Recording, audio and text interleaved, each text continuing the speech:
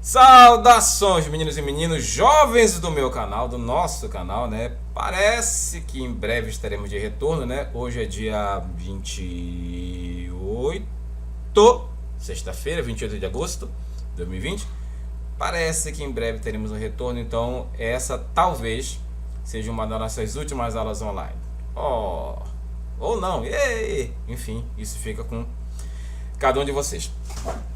Bem, sendo a última ou não, ou uma das últimas, ou não, a gente vai continuar por aqui no assunto que nós começamos semana passada, ou retrasada. Enfim, uma semana dessas aí, livro 3, vamos falar sobre a América Central ainda, mas fazendo uma abordagem em relação aos aspectos econômicos e algumas tensões, conflitos, treta que rola ali por aquele pedacinho de paraíso que é o continente, o subcontinente centro-americano. Então, sem mais delongas, vamos a algumas questões que falam primeiro da economia, tá? Eu falei para vocês que a América Central é uma parte da América, que é a América Latina, né? Vocês, obviamente, que já sabem diferenciar o que é América Latina, América Central, anglo-saxônica, do Sul, do Norte, enfim.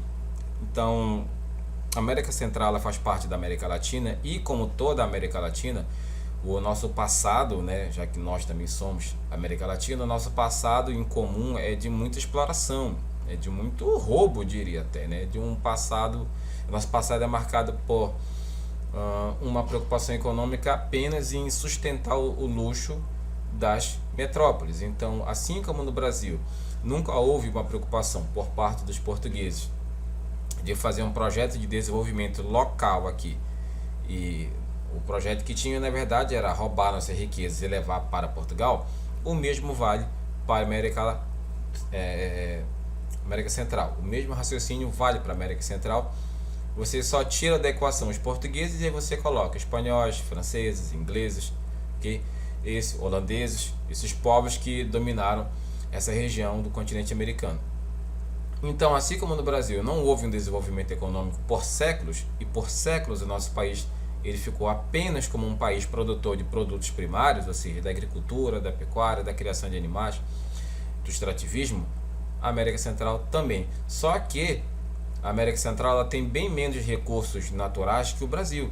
O Brasil até que ainda conseguiu fornecer uma quantidade bem robusta de recursos, e o Brasil ainda hoje é um país que relativamente está, entre aspas, bem do ponto de vista econômico. Bem assim na seguinte situação: o Brasil tem dinheiro? Sim. O Brasil é um país rico? É um país rico. O Brasil não é desenvolvido porque a nossa riqueza, entre outros aspectos, né? Porque a nossa riqueza ela não é, digamos, distribuída de uma forma mais assim equilibrada, mais justa, tá? A gente tem no Brasil o que a gente chama de concentração de renda na mão de poucas pessoas.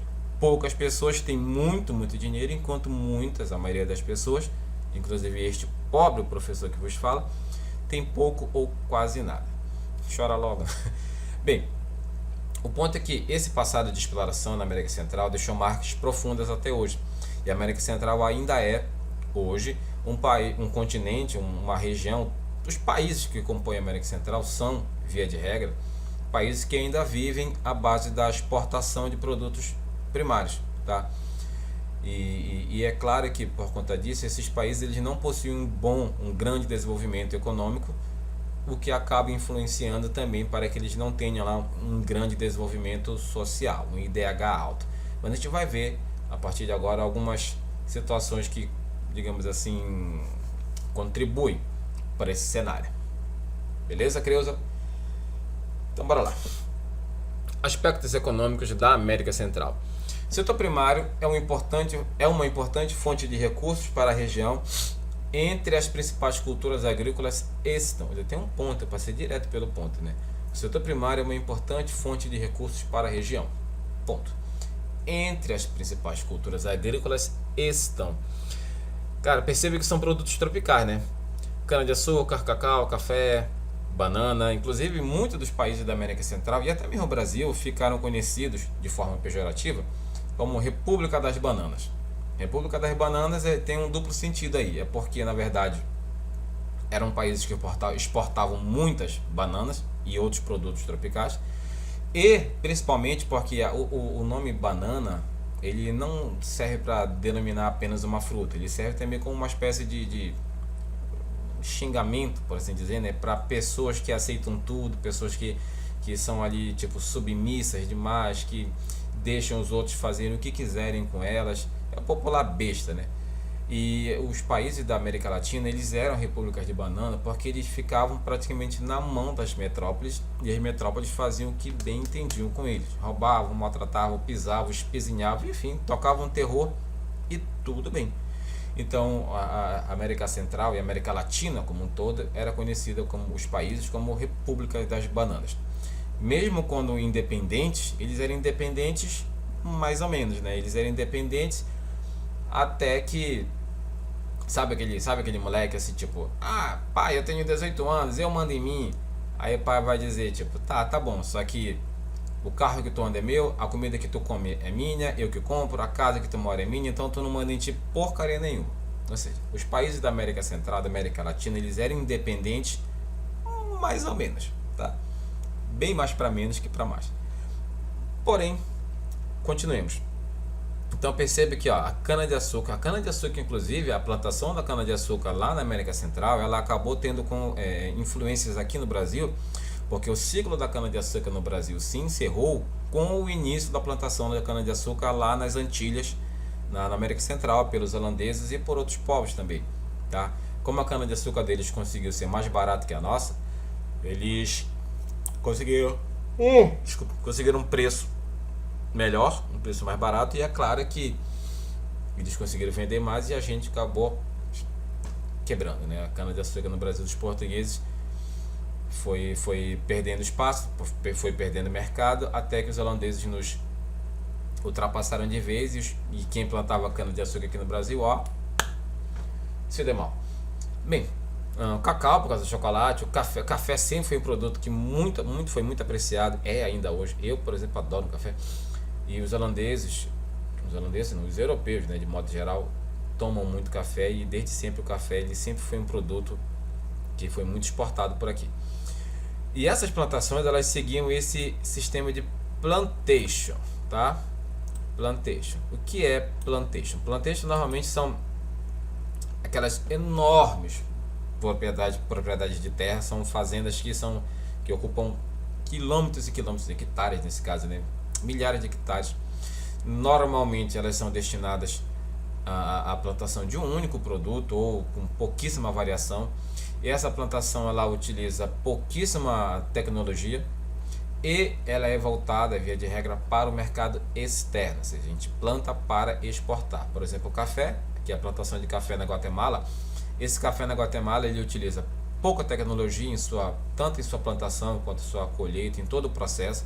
Utiliza grande contingente de mão de obra barata, ou seja, são muitas pessoas que trabalham nesse processo, desde o plantio até a colheita, recebendo uma mixaria.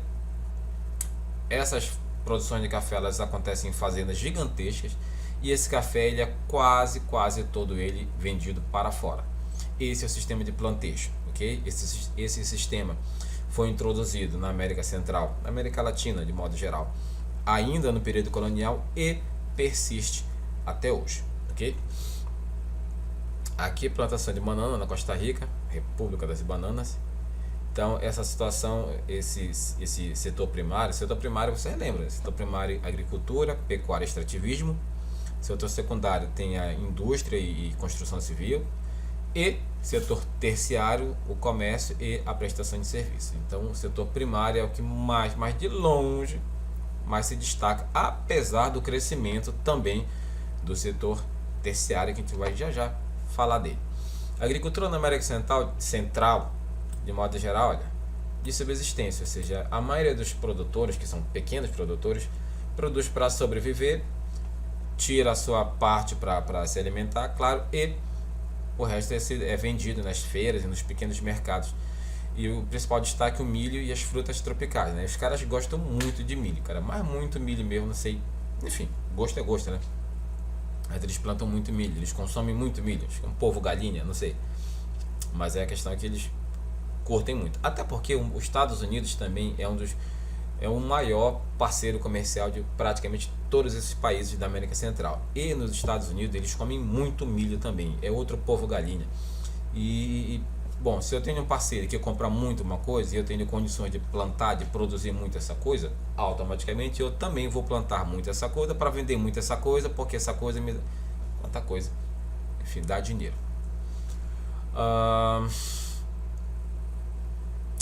Detalhe aqui importantinho, importante.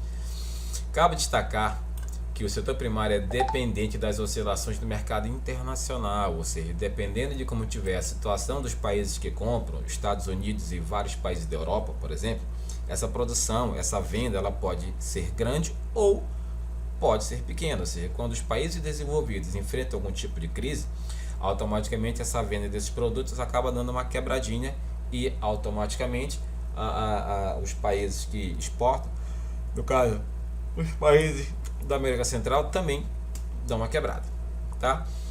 Extrativismo mineral tem alguns destaques, né? Nada muito, oh meu Deus, não, mas tem algum destaque. Bauxita, que é um mineral que se utiliza para fazer alumínio, sim, porque caso você não saiba, pequeno gafanhoto, o alumínio é um mineral, sim, mas ele é um mineral sintético, ou seja, é um mineral fabricado, é tipo aço, que também é um mineral, mas ele é feito a partir da mistura do ferro com o níquel, parece, enfim, não sei. Pessoal de geologia ou de ferrologia, metalurgia vão explicar melhor. Mas tem essas questões aí. Então parece que o Bolsonaro já tem isso daí, pô, tá ok? É isso daí, mistura isso aqui com isso daqui, dá isso daí, pô. Petróleo na Guatemala, aliás, fala em petróleo, os olhos dos americanos chega a brilha, né? Credo. Zinco, chumbo, como eu falei, não é nada muito extraordinário, mas é uma produção que gera ali um troquinho bom e ajuda a equilibrar as finanças de alguns países. Não são todos os países da América Central que possuem ali, digamos, uma boa reserva mineral. São alguns, tanto é que a gente fala só de poucos aqui. A gente falou de quem? Cuba, República Dominicana, Jamaica, Guatemala, Honduras, Nicarágua. Morreu, é isso, né? Aqueles que têm um destaque maior. Quando eu falei para vocês da questão do setor terciário, porque o setor terciário tem o que? Tem o comércio e prestação de serviços. Entre as questões que são, digamos, abordadas na prestação de serviço, nós temos o turismo. E o turismo no Caribe, o turismo na América Central, de modo geral, rende milhões, acho que bilhões, eu acho, se juntar todos os países dali, bilhões de dólares todos os anos. Por quê? Porque é uma região linda, cara. Uma região linda, cara. Olha essa praia, meu Deus, parece aldeia. Enfim, é uma região muito, muito bonita. É uma região que atrai milhares, milhões de visitantes todos os anos para ir lá se banhar naquelas águas cristalinas, até que um tubarão vem e lacera as pessoas e sangue tripa voando. Ai, meu Deus. Mas assim, o turismo ele é uma prestação de serviço e que as pessoas pagam muito, muito, muito caro para poder visitar e ficar aqui desfrutando dessas belezas naturais, né? Cenário de vários filmes, como aquele que passou só uma ou duas vezes na sessão da tarde, Lagoa Azul, né? Passou acho que 2 vezes só. Piratas no Caribe, foi filmado no Caribe, né? Enfim, aliás, como curiosidade, segundo algumas estimativas, existem milhões de dólares ali afundados, enterrados em algum lugar no fundo do mar, né, de navios que foram afundados pelos piratas. E enfim, então quem tiver curiosidade, tiver um bom fôlego, pode de repente mergulhar lá e achar esse tesouro, ou achar a morte na boca de algum tubarão, o que vier primeiro. Em todo caso, a gente vê que, deixa eu ver o que mais, cara, vocês não tem noção do que eu tô falando, cara. Caribe. Aí vai aparecer um Caribé aqui, né? Mano, olha o tamanho desse transatlântico, mano. Olha só, olha lá. Olha que legal. Olha esses raios de luz. Cara, tu é doido, bicho. Olha isso. Mano, é muito alto, cara. Isso aqui tá que me pariu. Cara, tu é doido. Já pensou eu de bobeira aqui, ficar de bubuia. Eita, nós. Fio dental não pode, tá censurado, vocês não vão ver, seus salientes. Enfim, a gente tá falando de um turismo. Inclusive, quando a gente fala de turismo, a gente tem que também falar de uma questão que é bem ruim. E assim, falando sério mesmo, uma coisa que felizmente Parece que diminuiu um pouquinho, mas assim, o turismo sexual também era muito forte porque nessa região do Caribe, porque como a população de modo geral é bem pobre, muitas pessoas acabam se aproveitando dessa situação e tem um turismo de exploração sexual muito grande nessa região do Caribe, onde moças e rapazes são praticamente vendidos para pessoas que vão fazer abusar deles, né, delas, por conta de alguns trocados, né, em troca de droga, em troca de uma série de questões que são bem complicadas. O próprio tráfico de droga também cresceu muito lá.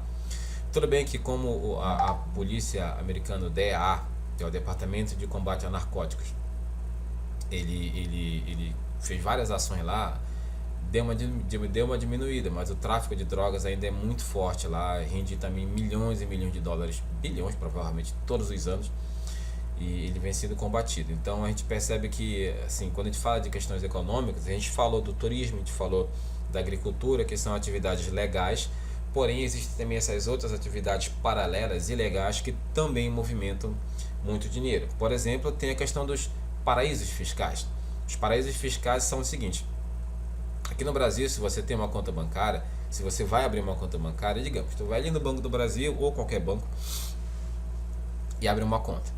Para você abrir essa conta, você vai ter que cumprir algumas exigências. Você tem que apresentar seus documentos, seu nome, então, onde você trabalha, quanto você ganha, enfim, vai ter que se registrar lá para poder fazer uso dessa conta.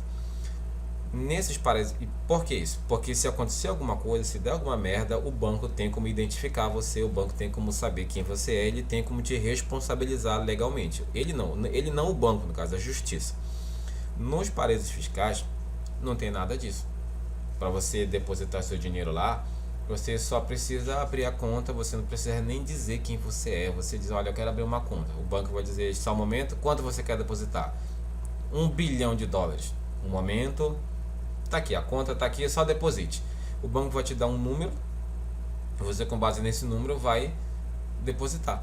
E pronto, você faz uma transferência eletrônica, ou você, sei lá, leva os malotes e deposita direto no banco. O ponto é que o banco não tem como identificar você. Por que isso é um problema? Porque muita gente que trabalha de forma... que é muito criminoso. Traficantes, políticos, enfim. Eles políticos desonestos, claro. Eles pegam esse dinheiro, que é obtido de forma ilegal, e ele não pode chegar no Banco do Brasil e, olha, esse dinheiro aqui eu quero depositar, 20 milhões, mas do que é? Tráfico de droga. Não pode dizer isso, claro que não. Então, quando ele chega no paraíso fiscal, ele, olha, eu quero ter esse dinheiro, 20 milhões para depositar, e é só. O cara não vai perguntar de onde veio, de quem é, nada. Ele só vai dizer, tudo bem, um momento, pronto, depositado. Sua conta está ativa e o dinheiro está na conta. Se é assim, é muito mais fácil para esses traficantes e criminosos, de modo geral, colocarem seu dinheiro lá, porque eles não vão ter que explicar para ninguém de onde veio, do que é, para onde vai, nada. Por isso que é um paraíso fiscal, é um paraíso para criminosos, para gente que deposita dinheiro que não pode ser explicado, dinheiro ilegal. Tá? O Canal do Panamá, ele também é uma situação bem importante, assim, economicamente, porque ele foi construído no Panamá e é um canal. Tô zoando.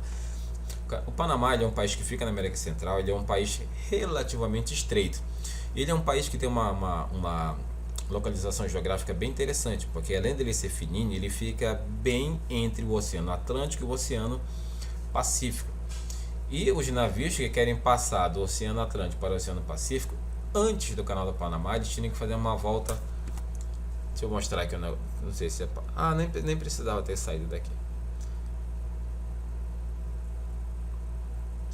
Deixa eu ver se aqui tem como ver aqui um negocinho aqui no tio Google. Canal do Panamá. Canal do Panamá. Canal do Panamá. Olha, deixa eu pegar essa imagem aqui. Imagens, me dá imagens. Nossa. Zoom. Olha, eu vou primeiro pegar essa aqui e mostrar um esquema para vocês. Antes, se eu quisesse, por exemplo, sair de Nova York, isso de navio, claro, para São Francisco, eu teria que fazer isso daqui, ó. Roda toda aqui a América do Sul, aí dá essa volta toda e por aqui. Ah, não dá para ir por aqui por cima? Não. Por quê? Porque tem gelo, né? Polo Norte lá em cima. Então era uma viagem que levava mais ou menos ali 20.900 quilômetros. Ou seja, era uma viagem que levava muito mais tempo e por levar muito mais tempo, claro, era muito mais cara. Ok? Com a abertura do canal do Panamá, ó, a viagem agora se passa por aqui, ó. Pá, chegou aqui. Uma viagem que antes levava 20.900 quilômetros, quase 21 mil quilômetros, saiu por menos de 8.500 quilômetros, tá? Então percebe que a economia é gigantesca, tanto de tempo quanto principalmente de grana, ok? Então, com isso, eles, vamos voltar na imagem que eu peguei aqui, ó. Criaram esse canal, ó, aqui, como eu não sei, não tem como saber por essa imagem aqui, digamos, aqui seja o Oceano Atlântico e aqui o Oceano Pacífico, ou vice-versa, não sei. Como eu disse nessa imagem, não dá para ter uma noção exata. O ponto é que agora você faz essa travessia por aqui.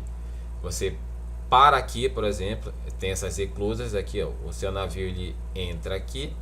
É claro que não é qualquer navio que passa por aqui, são navios que têm um tamanho adequado para isso. Obviamente, aquele transatlântico que nós vimos, passa nada. É mesmo que um cara de que pesa 80 quilos querer passar por uma porta pequena, não dá. 180 quilos eu queria dizer. Deixa eu só diminuir esse barulho que tá me mandando mensagem pra caramba. Do Cartola. Mitei na última rodada, tá? Chupa mundo. E esse navio ele para aqui, ó, nessa eclusa. Ela vai ser enchida com água, claro, do mar. E aí o navio vai poder, ó, navegar tranquilamente até para o outro lado. Porém, obviamente, que isso não é de graça. Ele tem que pagar um valor que eu não faço ideia quanto seja, ó. Chegou. Ele vai pagar. Aqui está mostrando o esquema melhor. O navio está aqui. Ele vai do Oceano Pacífico para o Oceano Atlântico. Então ele entra aqui, enche d'água. Aí ele vai para cá, enche d'água de novo. Aí ele lá vai por aqui pelo Lago de Miraflores. Passa por mais uma eclusa. Vai, pá. Até que ele chega no outro lado. Ele tem um sistema de preenchimento dessas eclusas com água para ir equilibrando e até também para fazer, ó, uma compensação do relevo submarino. Tá? O relevo aqui do oceano. E com isso nós temos essa passagem livre. Como o canal ele foi construído por uma iniciativa dos Estados Unidos, ó, por muito tempo, por um período de, não sei se fala aqui, vamos ver.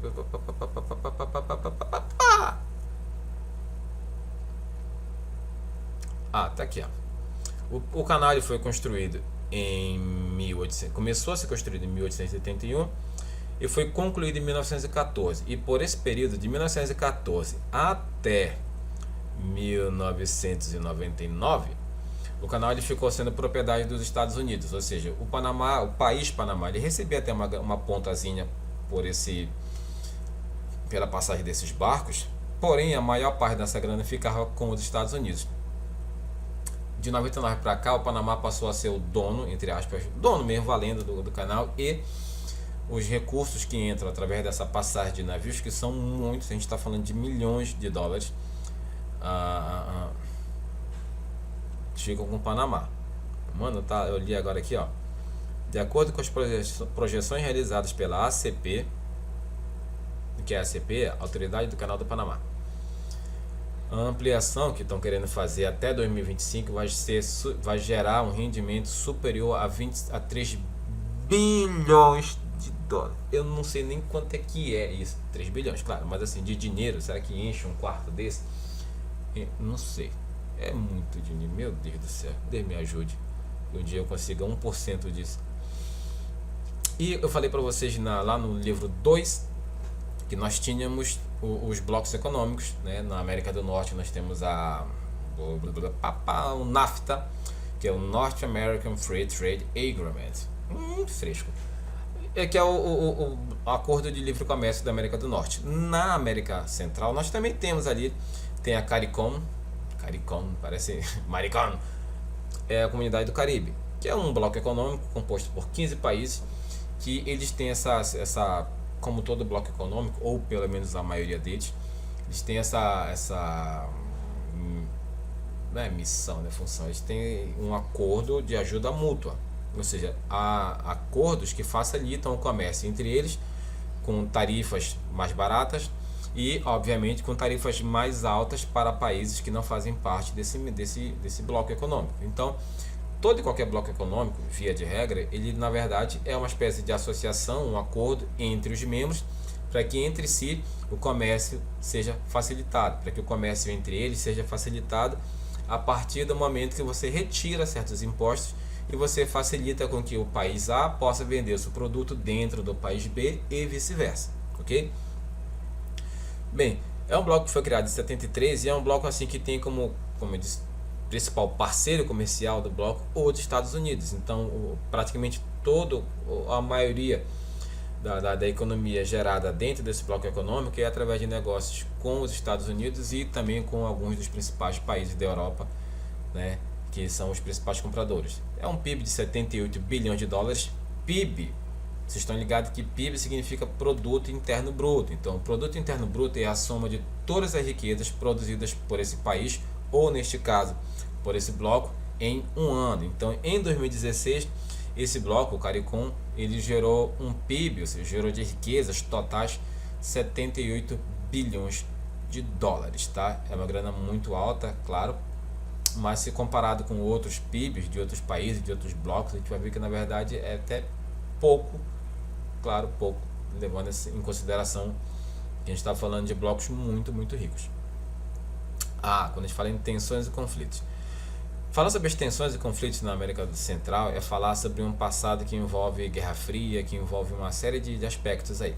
Por exemplo, Cuba é um país que ainda hoje é socialista, é um país que nos anos 50 e 60, né, passou por uma revolução que retirou o domínio americano de Cuba. Aliás, assim, como a gente está um pouquinho já estourado de tempo, eu não vou me prender muito nessa história, mas eu aconselho que vocês pesquisem por vocês mesmos um pouquinho a história de Cuba, para que vocês vejam que tem muita coisa sendo dita sobre Cuba, tanto por pessoas que defendem este lado político, quanto pessoas que defendem este aqui, que são coisas que não correspondem à realidade, tá? Para não haver nenhum tipo de influência da minha parte, eu aconselho, pesquisem e tirem suas próprias conclusões. Vocês vão ver que tem muita coisa sendo dita que não corresponde à realidade, tá? Mas assim, Cuba era de certa forma o quintal dos americanos. Lembra que eu falei agora há pouco da questão do turismo sexual e tal? Enfim, os americanos estadunidenses. Os estadunidenses, eles tinham Cuba como uma espécie de playground, de parque de diversões, onde eles vinham direto dos Estados Unidos para Cuba para se divertir, para fazer sacanagem e tudo mais, para zoar, para beber, enfim. E é claro que o país ele era prisioneiro praticamente dos Estados Unidos, porque o governador de lá, que era o Fulgêncio Batista, ele era como é que pode dizer, um pau-mandado dos americanos, dos estadunidenses. O povo, cansado disso daí, começou então a se revoltar e surge com isso a Revolução Cubana, que foi um processo de tomada do poder, né, da população. A população tirou o Fulgêncio do poder e houve uma troca não só de nome de governo, mas também de ideologia política, tá? Estamos falando de Guerra Fria, né? E as pessoas que tomaram o poder, né? Principalmente esses dois nomes aqui, que são os mais famosos, né? Fidel Castro e o Che Guevara. Eles tinham uma mentalidade socialista, comunista, e eles já tinham sido influenciados pelas ideias da União Soviética, que era socialista, né, na época. Lembra que a gente está falando de Guerra Fria? E a União Soviética, ela acabou sendo uma parceira econômica, comercial, social, uma parceira em praticamente todos os aspectos dos cubanos. E isso, claro, para os Estados Unidos foi uma ofensa, foi um soco no estômago, porque Cuba por muito tempo era o parque de diversões deles. E de repente, Cuba, além de ter uma revolução que expulsa os americanos de lá, os estadunidenses, eles foram tirados na marra de lá. Além de tudo isso, ainda Cuba se alia ao inimigo maior dos Estados Unidos, que era a União Soviética, né? Vocês lembram que a Guerra Fria, capitalismo versus socialismo e tal, a União Soviética e Estados Unidos, eles não se bicavam. Então, cara, Cuba, por muito tempo, passou a ser vítima de um embargo econômico. A gente vê fotos e imagens de Cuba. Bora dar uma olhadinha aqui. Mano, se vocês verem aqui, Cuba. Bora ver o que aparece aqui. Cuba, são fotos reais. Você vê carros antigos, prédios antigos. Você vê assim, Cuba é um país que parece que parou no tempo, tá? Parou no tempo. É claro que assim tem alguns traços de modernidade, tem, mas pouquíssimos. Cuba é um país que, como eu disse, parece que ele parou nos anos 50 e 60. Mas por que isso acontece? Porque Cuba foi alvo de um embargo econômico. O que é um embargo econômico? Imposto pelos estadunidenses. Cuba, como passou a ser aliada da União Soviética, automaticamente passa a ser inimigo dos Estados Unidos. E os Estados Unidos dizem, então, eu não vou mais vender nem comprar nada de você, e mais, todo e qualquer país capitalista que negociar, que comprar, que tiver qualquer tipo de relação com você, Cuba, passa a ser automaticamente meu inimigo também. E aí todo mundo pensar, bom, com quem é melhor eu ficar de mal? Com Cuba ou com os Estados Unidos? Quem eu preciso mais? Com isso, pouco a pouco, todos os países foram, de certa forma, virando as costas para Cuba, porque não queriam ficar brigados com os americanos. Em relação a isso, a gente tem um fraco desenvolvimento da indústria, que é praticamente inexistente em Cuba, uma situação assim, onde a economia basicamente ainda é hoje do turismo e da produção de produtos primários. Então, Cuba parou no tempo por conta disso. Tá? Em compensação, nós temos, por exemplo, lá em Cuba, um dos melhores, talvez até o melhor, serviço de saúde do mundo. Por quê? Porque já que eles não podem investir na construção de hospitais modernos, com modernos aparelhos, eles investem muito numa coisa que pra gente falta e falta demais, cara, que é prevenção. É muito mais barato você cuidar de alguém quando não está doente do que esperar esse alguém adoecer para depois tratar, de repente tratar algo que não tem tratamento. Então, por conta disso, existem essas situações. E ainda teve o lance da crise dos mísseis, porque os soviéticos colocaram mísseis atômicos, mísseis nucleares em Cuba, apontado para os Estados Unidos, e aí os Estados Unidos apontaram mísseis para Cuba também, e apontaram mísseis para a União Soviética, né, partindo lá da Arábia Saudita. Deu uma treta, mano, que, enfim, rolou um conflito que até hoje ele ainda não está bem resolvido, tá? Ainda existe muito preconceito.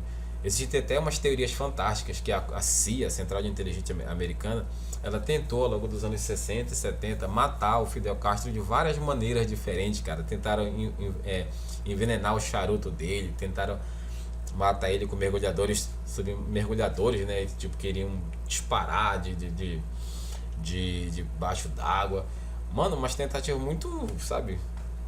Enfim, tentaram envenenar ele para que ele perdesse os cabelos, porque uma das marcas registradas do Fidel Castro é esta barba.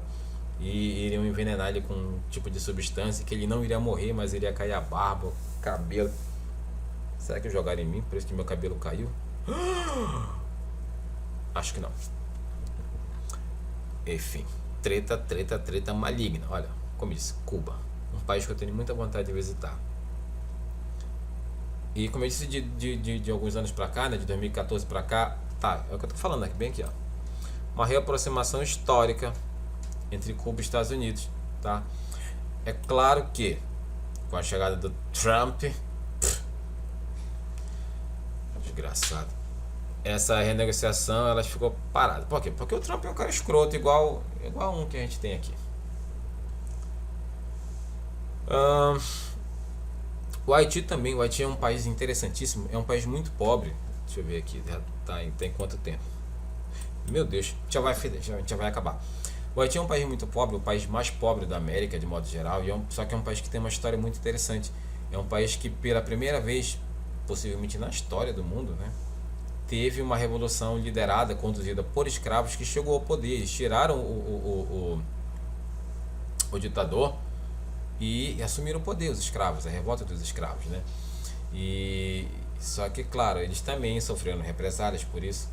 E por conta dessas represálias, o Haiti é um país ainda hoje muito pobre, né? E não bastasse a pobreza, ainda tem o azar de estar numa área de intensa atividade sísmica. Então, de vez em quando tem um terremoto. Teve alguns anos que, cara, praticamente destruiu o país. O país ficou praticamente em escombros.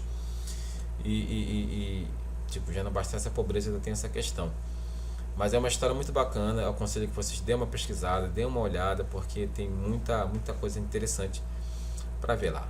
Ó, a história do país é marcada por forte instabilidade política, como durante as ditaduras de François Duvalier e seu filho Jean-Claude Duvalier, ou Duvalier, não sei, o Baby Doc e o Papa Doc.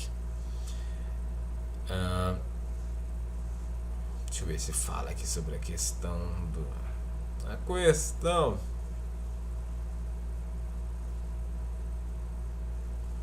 Interessante. Biscoito de barro, mano. Pra tu ver. A gente vai fazer essa atividadezinha aqui, ó. Tá? É a atividade da página 373, mas também 373 em diante. Mas também a gente vai fazer essas duas perguntinhas que estão em algum lugar por aqui. Aqui é essa aqui, tá? Em todo caso, nos vemos daqui a pouco, tá? Beijinhos e até mais.